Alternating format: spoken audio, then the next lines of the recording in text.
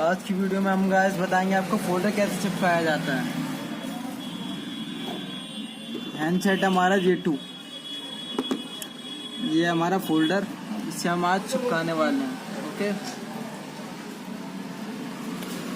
कुछ नहीं करना है, हमें फोल्डर लेना है। फोल्डर लेके सीधे रख के लेके तो जाके लेके फोल्डर सीधे यूँ रख देना। ओके, लेके सेट पीछे से लेके पिन यूँ अटैच कर देना।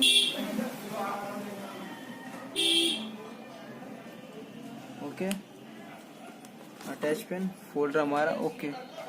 फोन चालू, फोल्डर लग चुका।